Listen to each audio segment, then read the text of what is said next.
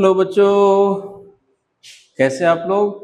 तैयारी ठीक चल रही है? चलो, आज के लेक्चर में हम क्लास 12 जो इलेक्ट्रोकेमिस्ट्री रह गया था, बीच में 11th में थे, तो इलेक्ट्रोकेमिस्ट्री में लास्ट में हम कुछ सेल्स पढ़ेंगे। कमर्शियल सेल्स, सेल्स क्या होता है जिसको यूज करते हो आप डेली लाइफ में, वो सेल के बारे में बात करेंगे, बैटरी के बारे में बात करेंगे। ठीक है, तो आपको बता दूं कि सेल मेनली टू टाइप्स का होता है, प्राइमरी सेल और secondary cell. Primary cell rechargeable नहीं होता, यूज एंड थ्रो। जैसे ड्राई सेल आप क्या कहते हैं, ये रिमोट वाले सेल में डालते हो, बैटरी टॉर्च वाले में डालते हो, वो सारे जितने भी ड्राई सेल्स हैं वो सभी क्या होते हैं, प्राइमरी सेल। एक बार डिस्चार्ज हुआ उसको फेंकना पड़ेगा। लेकिन जो सेकेंडरी सेल है उसको बार बार आप यूज कर सकते हो। ठीक है, एक बार डिस्चार्ज हुआ फिर रिचार्ज हो जाएगा, रिचार्ज होने के बाद फिर यूज करें। उसमें सबसे इंपॉर्टेंट जो कमर्शियल है, कमर्शियल सेल, कमर्शियल बैटरी, उसकी बात करने जा रहा हूं। लेड स्टोरेज सेल सबसे ज्यादा इस्तेमाल इसी सेल का होता है, चाहे ऑटोमोबाइल के फील्ड में हो या डोमेस्टिक जो अप्लायंस है हम उसमें, जैसे इन्वर्टर की बैटरी हो या फिर कार, जितने भी गाड़ियां हैं, बस है, ट्रक है, सब में यही बैटरी यूज होता है। कौन सा सेल है? Lead storage cell. ठीक है, सबसे पहले इस लेड स्टोरेज सेल के बारे में जान लो। जब ये सेल डिस्चार्ज होता है, मतलब जब आप उसको यूज करते हो, तब ये सेल क्या होता है? Electrochemical cell. पॉइंट नोट करना, खास करके नीट वाले बच्चे। ठीक है, जब ये सेल डिस्चार्ज होता है तो it behaves as what? Electrochemical cell, मतलब we gain electricity from this cell. Okay, और जब ये डिस्चार्ज हो जाता है, डिस्चार्ज होने के बाद फिर जब रिचार्ज होता है तब ये इलेक्ट्रोलाइटिक सेल हो जाता है। मतलब एक ही डिवाइस में दोनों सेल होगा। This cell behaves as electrochemical cell during discharge and it behaves as electrolytic cell during recharge. अब वही कहानी समझनी है, ध्यान समझना, बड़ी आसान है। इस पर जो ऑब्जेक्टिव प्रॉब्लम्स आते हैं नीट और जेई वाले बच्चे ध्यान से सीखना। 12th बोर्ड, सारे बोर्ड में, CBSE, ISC, all boards, all state boards में ये सिलेबस में है। सबसे पहले इसके कंस्ट्रक्शन जान लेते हैं। इसके कंस्ट्रक्शन में एक बहुत बड़ा हम कंटेनर लेते हैं, ये रेड वाला जो देख रहे हो कंटेनर है, राइट? उसमें हम लोग एनोड के रूप में यूज करते हैं कौन सा चीज? Lead, spongy lead, PbS. ठीक है, और कैथोड के रूप में यूज करते हैं लेड ऑक्साइड, PbO2। लेकिन ऐसे नहीं यूज करते हैं। इस लेड सॉलिड को लेड ग्रिड में फिल कर रखा है। यहां देखो, ये लेड ग्रिड है, उसमें लेड, स्पॉन्जी लेड को भर दिया है, राइट? और जब कैथोड होता है तो कैथोड, उसमें भी इस लेड ग्रिड में किसको फिलअप कर रखा है हमने? PbO2 को। मतलब lead grid filled with Pb, spongy lead behaves as anode, and lead grid filled with PbO2 solid, lead oxide solid, behaves as what? Cathode. Okay, cathode और एनोड याद रखना। मतलब आपके लिए पॉइंट इंपॉर्टेंट हुआ कि PbO2, अब ये जानना, PbO2 cathode and PbS lead solid, ये हो जाएगा एनोड की तरह। ओके, और इसमें जो इलेक्ट्रोलाइटिक सॉल्यूशन है वो डाइल्यूट H2SO4 है, लेकिन उसकी भी स्ट्रेंथ होती है, याद रखना। या तो ये 38% वेट बाय वेट हो, बाय मास इसकी परसेंटेज स्ट्रेंथ कितना होना चाहिए? 38। 100 ग्राम जो सॉल्यूशन है उसमें 38 ग्राम सल्फ्यूरिक एसिड होना चाहिए, 38% वेट बाय वेट। या फिर डेंसिटी की बात करो तो 1.28 से लेकर 1.38 ग्राम पर सीसी, इस स्ट्रेंथ वाले H2SO4 को हम यूज करते हैं। यानी यहां मैं फिर से लिख देता हूं, इसका स्ट्रेंथ कितना होना चाहिए? 30% W/W। ओके, 38% W/W ये यूज करते हैं। अब इसमें जो एक सेल होता है, एक एनोड और एक कैथोड बनाओगे तो 1 सेल होगा। जैसे ये देखो, ये एक सेल है, एक एनोड और एक कैथोड। ग्रीन से हमने कैथोड को दिखाया, ब्लैक से एनोड को दिखाया। ठीक है, फिर ये भी एक एनोड और कैथोड। हमने कितना सेल्स को कनेक्ट कर रखा है? 3 सेल को। हर एक सेल का जो सेल पोटेंशियल होता है वो 1.5 वोल्ट होता है, 1.5 वोल्ट एक सेल का। लेकिन जब हम देखते हैं ऑटोमोबाइल या कमर्शियल फील्ड में जो बैटरी यूज होती है, या तो 6 वोल्ट का या 12 वोल्ट का या 24 वोल्ट का यूज करते हैं। तो यदि हमें 6 वोल्ट की बैटरी बनानी हो तो हम ऐसे 3 सेल को सीरीज में कनेक्ट कर लेंगे। देखो यहाँ 3 सेल है, 1 2 3, और तीनों सेल को सारे देखो एनोड को एक साथ कनेक्ट कर रखा, कैथोड को एक साथ कनेक्ट कर रखा, मतलब सीरीज में हमने 3 सेल को कनेक्ट कर रखा। इसलिए हमारा ये जो सेल है वो कितने वोल्ट का बन रहा है? अभी 6 वोल्ट का बन रहा है, 6 वोल्ट का बैटरी बन रहा है। यदि हमें 12 वोल्ट की बैटरी बनानी हो तो ऐसे हम कितने सेल ले लेंगे, 1.5 इंटू 6, बात समझ में आ रही है, तो 9 वोल्ट हो जाएगा। दिखाई दे रहा है, ये 3 वोल्ट लिया, 3 हमने लिया, ये 1.5 सॉरी एक का होता है 2 वोल्ट, 2 वोल्ट होता है एक सेल का, और ड्राई सेल में होता है 1.5। तो ये इसमें कितना लेंगे, 2 वोल्ट, तो ये कितना हो जाएगा, 3 सेल है तो कितना हुआ, 6 वोल्ट। यदि हमें 12 वोल्ट की बैटरी बनानी है तो हम कितना सेल लगा देंगे, 6 सेल, अभी 1 2 3 है, और 3 और लगा दो, 12 वोल्ट हो जाएगा। 24 वोल्ट की बैटरी बनानी है, ठीक है, तो तब हम लोग क्या करेंगे, 12 सेल को 12 सेल को सीरीज में कनेक्ट कर देंगे, आपको मिल जाएगा। मतलब ये कमर्शियल फील्ड में कई तरह के डिमांड होते हैं, 6 वोल्ट की बन सकता है, या फिर 12 वोल्ट का बना सकते हो, या फिर 24 वोल्ट की आप सेल बैटरी बना सकते हैं। जिसकी जरूरत पड़ती है उतने सेल को जस्ट 2 से मल्टीप्लाई कर दो, because each cell contribute cell potential equal to what, 2 volt. 2 volt होता है एक सेल का। ओके, तो ये तो हुआ कंस्ट्रक्शन। अच्छा, एक और पॉइंट इसमें लिखा नहीं है, ये एनोड और कैथोड आपस में कंटैक्ट में न रहे, कंटैक्ट में नहीं रहे, इसलिए यहाँ इंसुलेटिंग मटेरियल हम लोग ग्लास शीट लगा देते हैं, फाइबर ग्लास की शीट या फाइबर शीट लगा देते हैं बीच बीच में, इसमें ऐसे लगा देंगे ताकि ये टच ना हो, एक दूसरे के साथ कंटैक्ट में ना आए। कंस्ट्रक्शन बस इतनी है।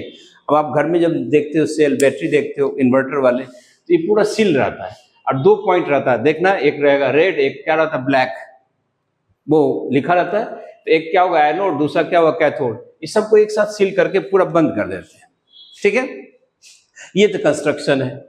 अब इस सेल का जो फंक्शन है वो फंक्शंस पढ़ेंगे, ये सेल काम कैसे करता है, इसका सेल रिएक्शन क्या होता है, इसकी सेल पोटेंशियल किस फैक्टर पर डिपेंड करेगा, ये ज्यादा इंपॉर्टेंट है, ठीक है। तो यहां लिख देता हूं फंक्शन, आ जाओ सीखो, function of lead storage cell, lead storage cell, या फिर इसी को बैटरी भी लिख सकते हैं हम, बैटरी, ठीक है, लेड स्टोरेज सेल का फंक्शन। तो सबसे पहले पॉइंट आप सभी बच्चे, खास करके जो कॉम्पिटिटिव एग्जाम के बच्चे हो, नीट अभी जो अब 21 जून को होगा, वो ज्यादा सीरियस ध्यान से देखना कि नंबर 1 पहली बात कि ये एक रिचार्जेबल सेल है, it is a secondary cell that is rechargeable cell, rechargeable cell, बार बार आप इसको यूज कर सकते हो, एक बार डिस्चार्ज हुआ फिर रिचार्ज कर दो। Number 2, it behaves as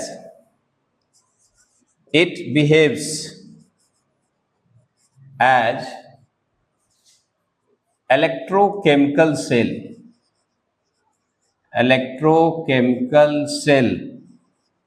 during discharge, ठीक है।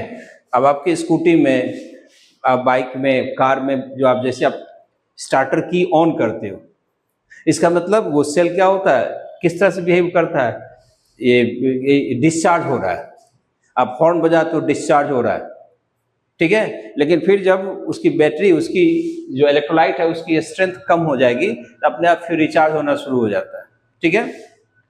So it is secondary cell, मतलब rechargeable cell, it behaves as electrochemical cell during discharge. इस पॉइंट को सभी बच्चे याद रखना, जब ये डिस्चार्ज होता है तो इलेक्ट्रोकेमिकल सेल की तरह बिहेव करता है, and behaves as electrolytic cell,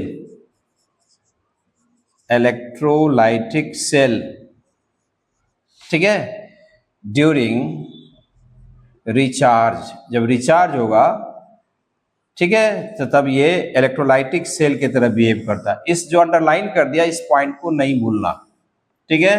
अब बताता हूं कैसे क्या काम करता है, डिस्चार्ज में कौन सा रिएक्शन होगा, रिचार्ज में कौन सा सेल रिएक्शन होगा, सारी बातें सीखेंगे। समझ में आ गया। अब हम लोग देखें chemical equation, chemical reaction during discharge.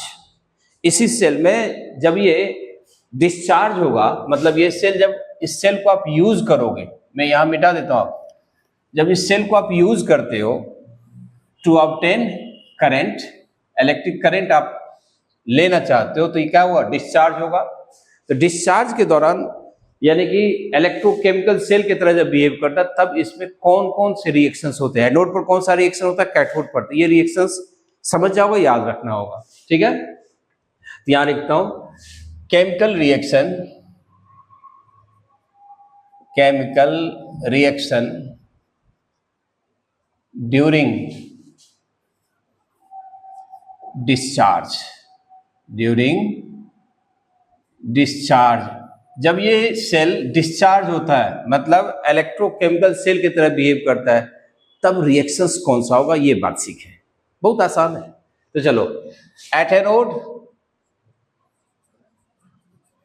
Anode पर कौन सा रिएक्शन होता है, पूरी दुनिया को पता है, आपको भी पता होगा, क्या होता है, oxidation, that is loss of electron occurs. Anode में लिया कौन सा चीज, स्पॉन्जी लेड। तो ये लेड जो सॉलिड है, स्पॉन्जी लेड, ये ऑक्सीडाइज हो जाता है जी, किसमें, लेड 2 आयन में, बाय लूजिंग 2 इलेक्ट्रॉन। मैं पहले आयनिक फॉर्म में लिख दिया, लेकिन अब सवाल है कि इस इलेक्ट्रोड्स को आपने किस में डुबा कर रखा है, सल्फ्यूरिक एसिड में। तो सल्फ्यूरिक एसिड तो इलेक्ट्रोलाइट है, हमेशा H+ आयन, सल्फेट आयन होगा, इस सॉल्यूशन होगा। तो फिर वो सल्फेट आयन और यही लेड सल्फेट, देखो लेड सॉलिड है, इसमें हम लोगों ने सल्फेट आयन डाल दिया, सल्फेट आयन, तो ये किसमें कन्वर्ट हो जाएगा, लेड सल्फेट में। अब ये सल्फेट आयन कहां से आया, पता चल गया होगा सबको, कहां से, H2SO4 से। तो लेड सल्फेट, ये सॉलिड है, इनसॉल्युबल होता है, पढ़ा होगा, lead sulphate is what, sparingly soluble, +2 electron रहेगा ही, चार्ज बराबर ही है। देखो पहले कितना था, 0, इधर क्या था, +2 -2 0, अब इधर क्या -2, इधर भी क्या -2, ठीक है। तो चार्ज चेक करते रहना, नोट कर लिया सबने, ओके। तो मैं अब आगे यहां बढ़ता हूं, फंक्शंस के बाद पूरे रिएक्शंस लिख दूं, जो इंपॉर्टेंट चीज है, बड़ी ध्यान से देखना, आसान भी है। और कैथोड पर जब रिएक्शन होगा, वो कौन सा रिएक्शन, कैथोड का रिएक्शन होगा रिडक्शन, सबको पता होगा, ठीक है, कि एट, यहां लिखो एट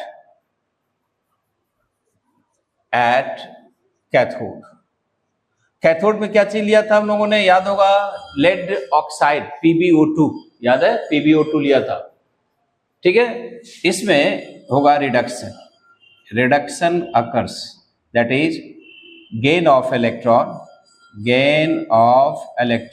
अकर्स, ठीक है। कैसे, तो लेड ऑक्साइड PbO2, ठीक है जी, सॉलिड है, ये कन्वर्ट हो जाता है लेड +2 आयन में। अब आपको ऑक्सीडेशन नंबर की बात कर दो, यहाँ लेड की ऑक्सीडेशन नंबर क्या था, 0, यहाँ क्या +2, increase in oxidation number is oxidation, या loss of electron is oxidation. अब यहाँ लेड की ऑक्सीडेशन नंबर कितना है, +4, देखो 2 ऑक्सीजन है, -4, लेड का क्या होगा, +4 से क्या हो रहा है, +2, डिक्रीज हो रहा है, रिडक्शन हो रहा है, ओके। इसका मतलब ये क्या करेगा, इलेक्ट्रॉन गेन करेगा, इट गेन्स इलेक्ट्रॉन। लेकिन फिर ऑक्सीजन को भी तो बैलेंस करना है, तो आपने पढ़ा होगा कि जिस साइड ऑक्सीजन कम होता है, हम उस साइड वाटर ऐड कर देते हैं। तो ऑक्सीजन इधर कितना है, 2, तो क्या लिखेंगे, 2H2। अब 2H2 है तो हाइड्रोजन कितना हो गया, 4, तो इधर क्या करेंगे, 4H+ आयन भी ऐड कर देंगे, 4H+ आयन। देखते चलो, बड़ी आसान है, वाटर से हमें इधर H+ आयन। अब आप देखो, चेक करो, पूरा रिएक्शन बैलेंस है, एटम भी बैलेंस है और चार्ज भी बैलेंस है। चार्ज पहले चेक कर ले, देखो -2 है, अब +4, तो कितना हो गया, +2, इधर कितना है, +2, दोनों तरफ चार्ज +2, और सारे एटम चेक कर लेना बराबर है। या फिर इसी को, अब सवाल है कि ये लेड 2 आयन, चूंकि सॉल्यूशन में सल्फेट आयन है, अब ये PbO2 सॉलिड, ठीक है, 2 इलेक्ट्रॉन, 4H+ आयन, ओके, और सल्फेट आयन, ये क्या कर लेगा, तो बना लेगा लेड सल्फेट। फिर ये भी लेड सल्फेट में कन्वर्ट होता है, +2H2O, सब कुछ बैलेंस मिलेगा आपको। अभी भी चार्ज चेक कर लो, देखो -2 -2 -4 +4 कितना हुआ 0। अल्टीमेटली आपको लेड सल्फेट मिला।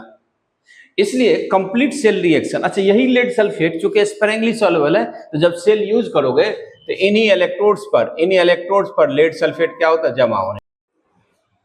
तो यहां तक हम लोग लिख लिया था कि देखो एनोड रिएक्शन हो गया, फिर कैथोड रिएक्शन में ये हो गया। दोनों रिएक्शन में जो प्रोडक्ट बनता है, मेन प्रोडक्ट कौन सी बनता है, लेड सल्फेट, और ये स्पेरिंगली सॉल्युबल है।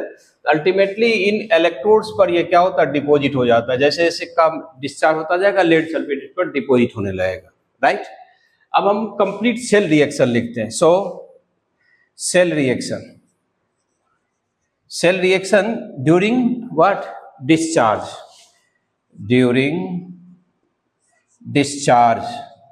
डिस्चार्ज होने के दौरान सेल रिएक्शन क्या होगा, during discharge.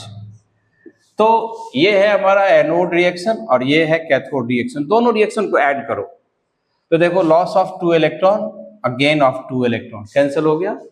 Sulphate ion left side में एक है और राइट साइड में एक है, कैंसिल हो जाएगा। बचेगा क्या, ध्यान से देखना, lead solid okay plus lead sulphate solid, यही रिएक्शन याद रखना है, इस पर प्रॉब्लम पूछा जाएगा, नस्ट इक्वेशन अप्लाई करेंगे। प्लस और क्या बच जाएगा, लेफ्ट साइड में क्या बच जाएगा, देखो हाइड्रोजन आयन कितना 4 मोल, ठीक है। और सॉरी सल्फेट को कैंसिल नहीं करना है, सल्फेट तो दोनों लेफ्ट साइड में ही है, सल्फेट तो लेफ्ट साइड में ही है, इसको रहने दो। तो 4H+ ion and 2 sulphate ion, तो सल्फ्यूरिक एसिड का कितना मोल बन जाएगा, 2H2SO4, ठीक है। सॉल्यूशन है तो लिख दिया एक्वस, ओके। उसके बाद इलेक्ट्रॉन कैंसिल हो चुका है, प्रोडक्ट में क्या बनेगा ये देखना। मैं इस रिएक्शन को, ये जो आपका रिएक्शन है ये और इसको ऐड कर रहा हूं, एनोड रिएक्शन और कैथोड रिएक्शन, तो प्रोडक्ट क्या मिल जाएगा, 2 moles of lead sulphate solid plus, और कुछ नहीं बचेगा, ये देखो लेड सल्फेट केवल वाटर बचा, कितना 2 मोल्स वाटर, ठीक है, लिक्विड है, लिख दिया, ओके। ये हमारा सेल रिएक्शन है। अब आप बताओ जब ये सेल डिस्चार्ज होता है तो कौन कौन सा चीज कंज्यूम हो रहा है, तो लेड ग्रिड में जो लेड सॉलिड है वो किसमें कन्वर्ट हो रहा है, लेड सल्फेट में। अब कैथोड ग्रिड जो है उसमें लेड ऑक्साइड था, है ना, लेड ऑक्साइड, यहाँ PbO2 गलती लिखा था, करेक्ट कर लो, PbO2 सॉलिड, ओके, ठीक है।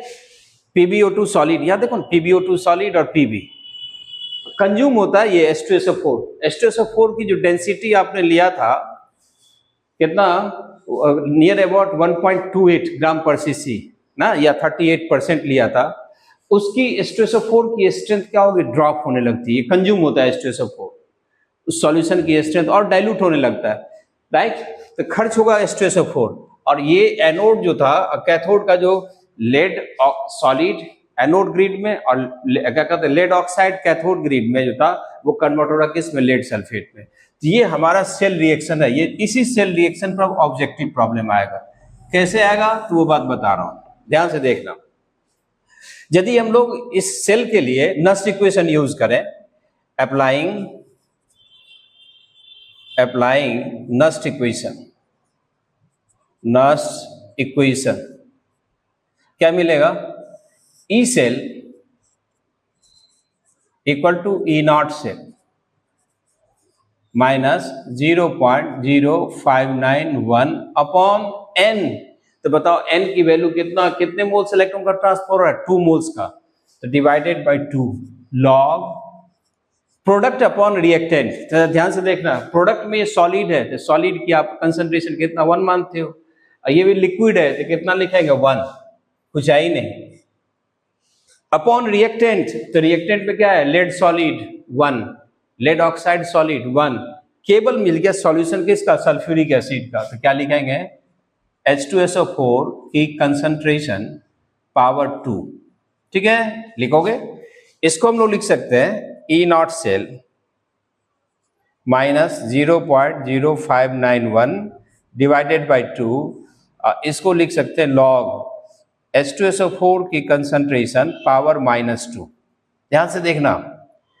और इसको लिख सकते हैं हम लोग ई नॉट सेल माइनस अब इस 0.0591 को 0.6 मान लो, जब नीट में और जेई में आता है तो आप मान सकते हैं इसको राउंड ऑफ करके 0.06 डिवाइडेड बाई 2। ओके, इसको लिख सकते हैं -2 लॉग H2SO4।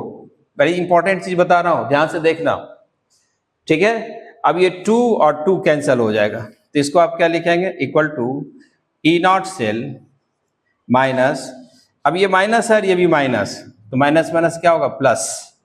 ओके, कितना, 0.06 लिखोगे ये, और इनटू लॉग H2SO4 कंसंट्रेशन। इसका मतलब ये हुआ कि इस सेल की जो सेल पोटेंशियल है, ईएमएफ है, वो केवल किस पर डिपेंड करता है, H2SO4 कंसंट्रेशन बढ़ा दो, सेल पोटेंशियल क्या हुई, ज्यादा हुई। यानी रिजल्ट ये हुआ, बच्चों ध्यान से देखना, E cell is proportional to H2SO4 solution की concentration. This is very important. मैं इसको रेड या ग्रीन लगा देता हूं ताकि आप याद रखना। लेड स्टोरेज सेल की कंसंट्रेशन क्या होता है, H2SO4 की, लेड स्टोरेज सेल की जो सेल पोटेंशियल वो H2SO4 की कंसंट्रेशन के डायरेक्टली प्रोपोर्शनल होता है, बाकी किसी पर डिपेंड नहीं करेगा, ठीक है। बाकी क्यों, सारे कंपोनेंट सॉलिड है। इतनी बात समझ में आ गया। तो अभी इस क्लास के लिए एक ये याद रखना, एक ये, और कौन एनोड होता है, कौन कैथोड होता है, इलेक्ट्रोलाइटिक सॉल्यूशन क्या है, ये, इन सारी बातों को देखना। अब जब इस H2SO4 की डेंसिटी हम बताए थे, डेंसिटी कितना होना चाहिए, 1.28 से 1.30, ठीक है। यदि डेंसिटी ड्रॉप जैसे से सेल यूज होता जाएगा, H2SO4 कंज्यूम होता जाएगा, इसकी डेंसिटी क्या हुई, घटती जाएगी, और लगभग 20% के आसपास घटता है, 1.2 के आसपास आ जाए डेंसिटी घटते घटते, तो आप समझ जाओ दिस सेल रिक्वायर्स रिचार्ज होने की जरूरत पड़ेगी। तो जब रिचार्ज होता है तो किस तरह से बिहेव करता है, बता दिया था, इलेक्ट्रोलाइटिक सेल, और उस रिएक्शन, ठीक इस रिएक्शन का उल्टा हो जाता है। यानी ये जो कैथोड है वो एनोड की तरह बिहेव, पता होगा, जैसे आप एक्सटर्नल चार्ज पास करोगे और उस सेल के सेल पोटेंशियल से भी ज्यादा पास करोगे तो सेल रिएक्शन क्या होता है, उलट जाता है। इलेक्ट्रोकेमिकल सेल में पढ़े थे, ठीक है। तो यहाँ आगे बढ़ो, इसको हटा देता हूं, ठीक है। या यहाँ देखो, केमिकल रिएक्शन ड्यूरिंग रिचार्ज के दौरान केमिकल रिएक्शन क्या होगा। तो मैं डायरेक्ट रिएक्शन लिख देता हूं, आप खुद अलग अलग भी लिख सकते हो कि ड्यूरिंग डिस्चार्ज, यहां लिख देता हूं फिर से, during recharge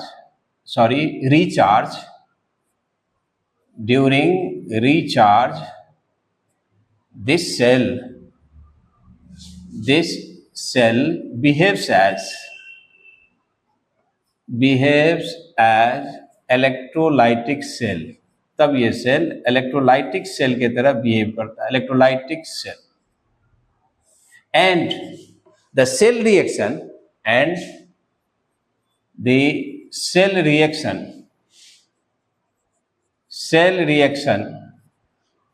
is just reverse to the cell reaction during discharge के दौरान जो सेल रिएक्शन होता है उसका ठीक उल्टा हो जाता है। तो डिस्चार्ज के दौरान ये रिएक्शन लिखा हुआ है, दिखाई दे रहा है सबको, डिस्चार्ज के दौरान हमारे पास सेल रिएक्शन लिखा हुआ है सामने में।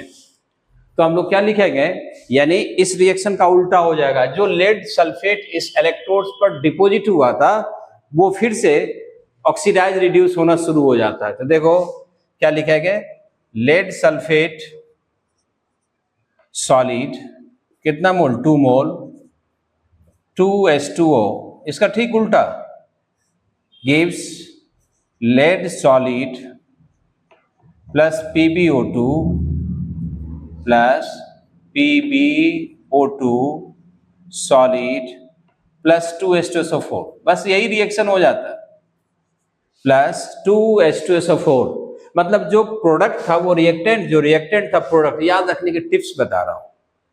जिस बच्चे को डिस्चार्ज वाला रिएक्शन याद है, रिचार्ज वाला अपने आप लिख लेगा, कोई टेंशन नहीं लेना, ठीक है। तो ये जो रिएक्शन आप देख रहे हो ये किसका है, ड्यूरिंग रिचार्ज, और ये रिएक्शन हो रहा है ड्यूरिंग व्हाट, डिस्चार्ज। डिस्चार्ज के दौरान ये रिएक्शन, रिचार्ज के दौरान ये रिएक्शन, ओके। अब देखो जब रिचार्ज होगा तो वापस ये लेड सल्फेट, देखो लेड सल्फेट में लेड की ऑक्सीडेशन नंबर कितना है, +2। यहाँ लेड क्या है, 0, और यहाँ लेड क्या है, +4। मतलब इस लेड +2 का रिडक्शन होकर के कहाँ जा रहा है, 0 में, ऑक्सीडेशन होकर कहाँ जा रहा है, लेड +4 में जा रहा है, ओके। यानी लेड सल्फेट से PbO2 बनेगा तो वो एनोड रिएक्शन होगा, और लेड सल्फेट से Pb बनेगा तो वो कौन सा रिएक्शन होगा, कैथोड रिएक्शन होगा। सबको पता चल गया होगा।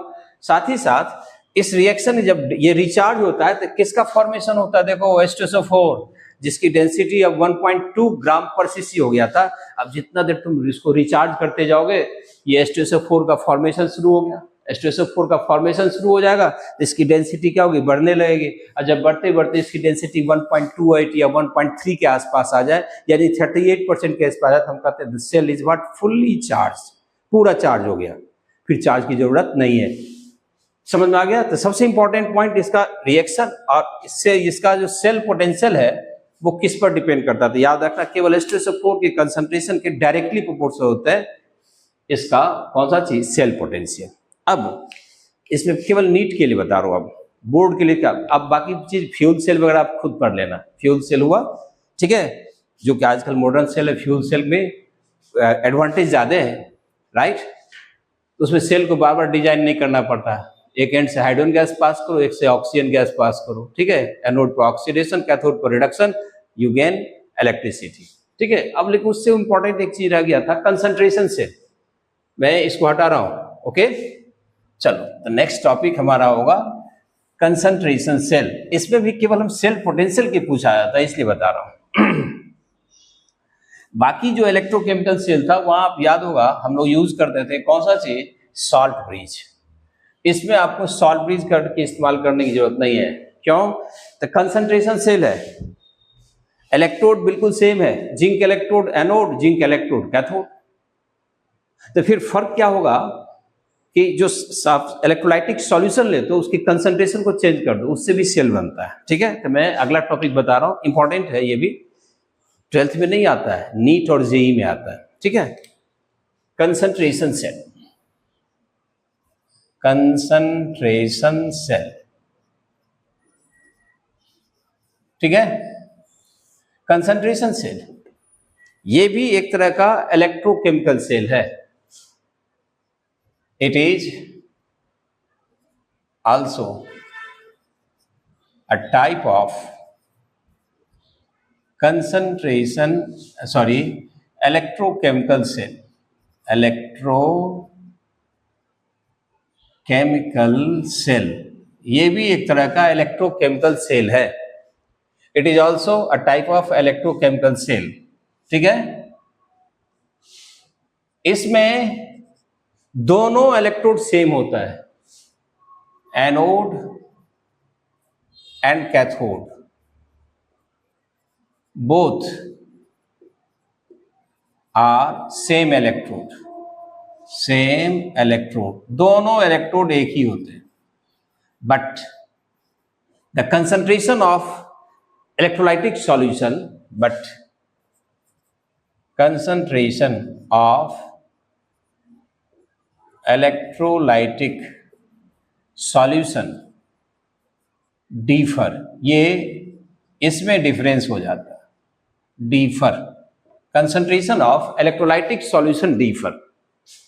इस सेल में सॉल्ट ब्रिज का इस्तेमाल नहीं होता, क्योंकि एक ही कंटेनर में आपने दो तरह का सॉल्यूशन डाल दिया, और जब उसका जंक्शन, जो दोनों सॉल्यूशन जिस जगह पर मिलता है उसको हम लोग कहते हैं कौन सा चीज, LJP, लिक्विड जंक्शन पोटेंशियल। मतलब salt bridge can be eliminated by using LJP in place of salt bridge. Liquid LJP याद रखना, जिसको कहते हैं liquid junction potential develops between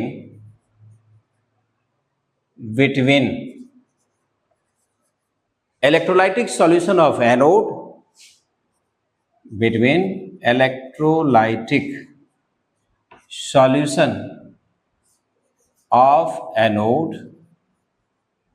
and that of cathode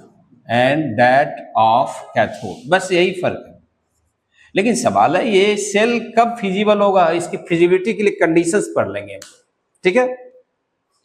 जैसे हम लोग लेके चलते हैं एग्जांपल, देखो जिंक इलेक्ट्रोड है, हमने एक कंटेनर लिया, बेटे ध्यान से देखना सबको तुरंत समझ में आ जाएगा। एक कंटेनर ले लिया, इसमें एक ही कंटेनर में जिंक इलेक्ट्रोड यहां हमने इमर्स कर दिया, और ये भी जिंक इलेक्ट्रोड, ये भी है जिंक और ये भी जिंक है। और इसमें लेकिन एक यहां दिखा रहा हूं, ये एलजेपी है, बीच में एलजेपी कंसंट्रेशन ऑफ आइंस में डिफरेंस होने के कारण एलजेपी डेवलप होगा। यहां पर इसमें हमने ले लिया है जिंक सल्फेट सॉल्यूशन है, इसमें है जिंक सल्फेट सॉल्यूशन जिसकी कंसंट्रेशन C1 मान लेते हैं, और इसमें है जिंक सल्फेट सॉल्यूशन, इसमें ले लिया है जिंक सल्फेट सॉल्यूशन जिसकी कंसंट्रेशन है C2।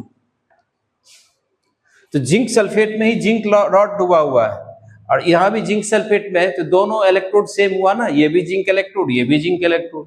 और ये जो लाइन हमने खींचा, ये एक जंक्शन पोटेंशियल अपने आप डेवलप होता है, हम करते नहीं है। दिस डेवलप्स, लिखा होगा कि develops between the electrolytic solution of anode and cathode, this is LJP. अब आप इन दोनों इलेक्ट्रोड्स को जैसे ही कनेक्ट करोगे, मैं थोड़ा नाम यहाँ हटा देता हूँ, ये भी जिंक इलेक्ट्रोड है, ये भी जिंक है, इसको आप जैसे ही कनेक्ट करेंगे, वोल्टमीटर लगा दो, ठीक है, की लगा ले एंड सो ऑन, जैसे ही कनेक्ट करोगे तो करंट का फ्लो देखना इधर से इधर शुरू हो जाएगा, सर्किट पूरा हो गया। Internal circuit is completed due to what, LJP, and external circuit is complete due to what, this connecting zinc electrode. This zinc electrode is positive, मतलब cathode, and here it is what, anode. पढ़ा होगा हम लोग, जब भी electrochemical cell में लेके चलते हैं तो एनोड को नेगेटिव और कैथोड को पॉजिटिव रखते हैं, ANODE, एनोड ऑक्सीडेशन नेगेटिव, याद होगा। ये तो सेल है, लेकिन अब सवाल है सेल रिएक्शन, यहां से यहां में करंट कैसे मिलता है, तो वो याद, तो यहां लिख रहा हूं सेल रिएक्शन बहुत आसान है, थोड़ा देखना कंडीशंस पता लग जाएगा इसे। सेल रिएक्शन से तो एनोड पर, एट एनोड मतलब oxidation half, that is oxidation half reaction, क्या होगा, जिंक किस में आएगा, जिंक सॉलिड कन्वर्ट होगा और जिंक आयन में कन्वर्ट हो रहा है, +2 इलेक्ट्रॉन। लेकिन इस जिंक आयन किसका है, याद रखना, ये जिंक जो सॉलिड है, ये जिंक सॉलिड किसका, एनोड का, तो यहां मैं बाद में लिख देता हूं, ये एनोड का जिंक है, ब्रैकेट लिख दो, जिंक सॉलिड एनोड, ओके। और ये जिंक आयन है जिसकी कंसंट्रेशन कितनी होगी, C1, तो ब्रैकेट लिख लो C1 को विद इन ब्रैकेट लिख ले, हो गया। एट कैथोड यानी कि रिडक्शन हाफ रिएक्शन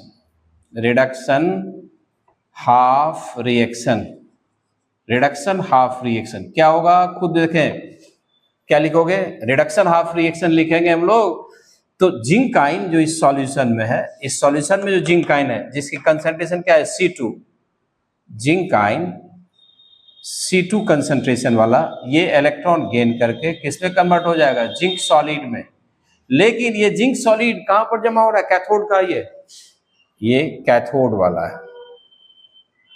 ठीक है, हो गया रिएक्शन।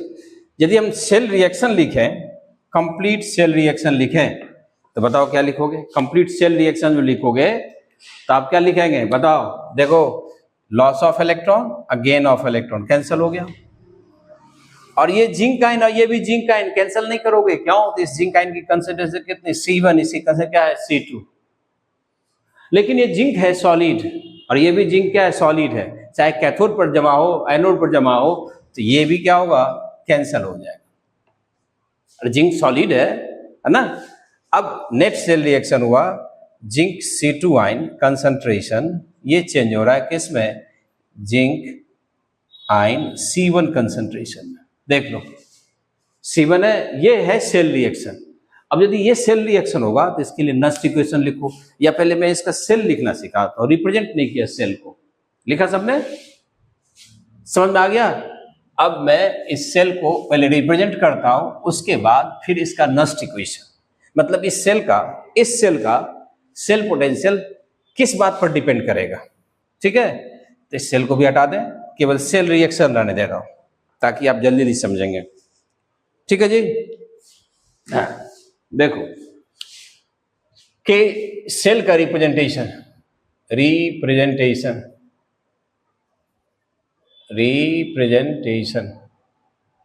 ऑफ ये जो कंसंट्रेशन सेल था, कंसंट्रेशन सेल क्या हो रहा है बताओ, जिंक सॉलिड, जिंक आयन जिसकी कंसंट्रेशन क्या है, C1 में कन्वर्ट हो रहा है।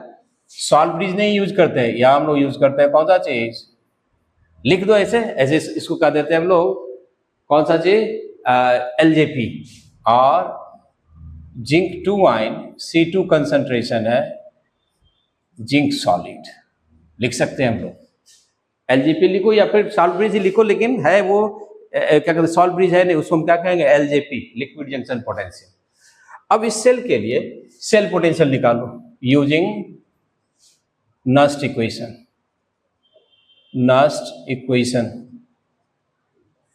नस्ट इक्वेशन के लिए यूज करेंगे तो E cell equal to E not cell minus 0.06 लिख देता हूं ताकि न्यूमेरिकली जल्दी हो जाए, डिवाइडेड बाय 2, चूंकि कितने मोल इलेक्ट्रॉन का है, 2, लॉग प्रोडक्ट अपॉन रिएक्टेंट। तो बताओ प्रोडक्ट क्या है, जिंक आयन, तो जिंक आयन की कंसंट्रेशन क्या है, C1 डिवाइडेड बाय C2। देख लो, हो गया, कितना आसान है। अब हमें बताओ E सेल, इसको मैं खत्म करूं, E नॉट सेल को खत्म कर दूं, क्यों, तो ये भी जिंक इलेक्ट्रोड है, ये भी जिंक इलेक्ट्रोड है। E नॉट सेल क्या होता है, E not right minus E not left, तो दोनों जिंक इलेक्ट्रोड है, दोनों के इलेक्ट्रोड पोटेंशियल क्या है, इक्वल है, standard electrode potential SRP value equal है -0.76, तो ये वैल्यू क्या होगी, 0, खत्म कर दो, -0.06 डिवाइडेड बाय 2, राइट। ये इसको भी हटा दें, डायरेक्ट लिख देता हूं 0.03, ओके। और इसको माइनस के जगह एक बार डालो, 2 स्टेप कर दूं, 7/C2 हो गया, और लॉग डाले दो भाई, log C1/C2। So E cell equal to, plus यदि लिखे हम लोग 0.03, तो ये क्या लिखेंगे, log C2/C1। ये हमारा हो गया नस्ट इक्वेशन। अब इससे में फायदा क्या है वो जानो। C2 is the concentration of what, cathodic solution, याद होगा कैथोडिक सॉल्यूशन की कंसंट्रेशन क्या थी, C2, और C1 किसका था, एनोडिक। तो कहते हैं क्या कि कोई कंसंट्रेशन सेल फिजिबल तब होगा, कंसंट्रेशन सेल से इलेक्ट्रिसिटी तब मिलेगी जब कैथोडिक सॉल्यूशन की कंसंट्रेशन, देखो C2 की वैल्यू C1 से क्या होगी, ज्यादा होगी। यदि ये दोनों बराबर हो जाए तो log 1 क्या होगा, 0, E सेल क्या होगा, 0 हो जाए, राइट। यदि ये ज्यादा हो जाए, C1 ज्यादा हो, एनोडिक सॉल्यूशन की स्ट्रेंथ आपने ज्यादा कर दिया, कंसंट्रेशन बढ़ा दी, तो ये वैल्यू क्या हो जाएगा, नेगेटिव। और जब ई सेल नेगेटिव होता है तो सेल क्या होता है, फिजिबल होता ही नहीं, राइट। यानी कंडीशन लिख देता हूं, सो कि for feasibility of concentration cell यदि आपने कंसंट्रेशन सेल लिया इस टाइप का जिसमें गैस नहीं है, गैस इलेक्ट्रोड में फिर अलग लिख लेंगे कि फॉर फिजिबिलिटी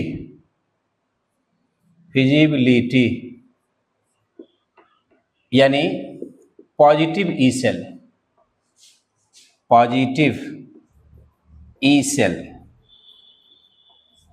ठीक है। Concentration of cathodic solution,